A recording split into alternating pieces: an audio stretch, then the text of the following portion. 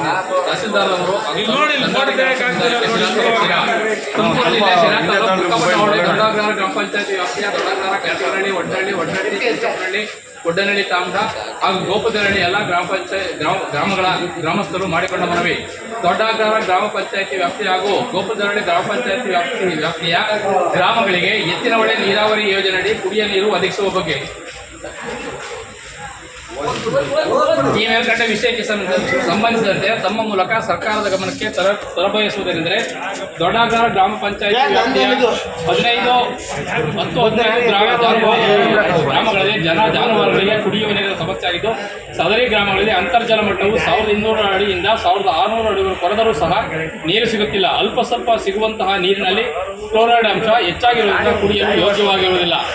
ಶಾಸಕಾಂಗ ಸಭೆಯ ನಿಯಮ 73ರ ಅಡಿಯಲ್ಲಿ ಗಮನ ಸೆಳೆಯುವ ಸೂಚನಾ ಸಂಖ್ಯೆ 118ರಂತೆ ಉತ್ತರಿಸಿರುವಂತೆ 31/7/2023 ಸುತ್ತೋಲೆಯಲ್ಲಿ ಈ ಹಿಂದಿನ ಸರ್ಕಾರದ ಆದೇಶ ಸಂಖ್ಯೆ MID 153 LIS 2021ರಂತೆ ದಿನಾಂಕ 6/1/2025ರಲ್ಲಿ 256 ಕೋಟಿ ಎತ್ತಿನ ಹೊಳೆ ಯೋಜನೆಗೆ ಮಂಜೂರಾಗಿದ್ದು, ಸದರಿ ಹಣವನ್ನು ಈ ಮೇಲೆ ತಿಳಿಸಿದ 31/7/2025ರಲ್ಲಿನ ಆದೇಶದಂತೆ ಟೆಂಡರ್ ಅನ್ನು ರದ್ದುಗೊಳಿಸಿರುತ್ತಾರೆ.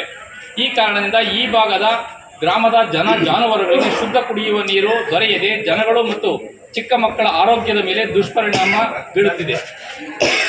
ಆದ್ದರಿಂದ ಕರ್ನಾಟಕ ಘನ ಸರ್ಕಾರ ದೊಡ್ಡಗ್ರಹ ಕೆರೆಗೆ ಈ ಹಿಂದೆ 188.889 FPSC ನೀರು ಅಲೋಕೇಶನ್ ಆಗಿದ್ದು, ಟೆಂಡರ್ ಕಾಮಗಾರಿ ಹಣ ಮಂಜೂರು ಆಗಿದ್ದು, ಈ ಮೇಲೆ ಹೇಳಿದಂತೆ ಟೆಂಡರ್ ರದ್ದಾಗಿರುವುದರಿಂದ ಅತಿ ಜರೂರಾಗಿ ಟೆಂಡರ್ ಪ್ರಕ್ರಿಯೆಯನ್ನು ಮರುಸ್ಥಾಪಿಸಿ ಈ ಭಾಗದ ಜನಗಳಿಗೆ ಸಹಾಯ ಮಾಡಬೇಕಾಗಿ ತಮ್ಮಲ್ಲಿ ಪ್ರಾರ್ಥಿಸಿಕೊಳ್ಳುತ್ತೇವೆ. ಈ ಮನವಿಯನ್ನು ಮಾನ್ಯ ತಹಸೀಲ್ದಾರ್ ಅವರ ಸಾನ್ನಿಧ್ಯದ ಮುಖೇನ ಸರ್ಕಾರದ ಗಮನಕ್ಕೆ ತರುತ್ತಿದ್ದೇವೆ. ರೈತರ ಪರವಾಗಿ ತರುತ್ತಾ ಇದ್ದೇವೆ.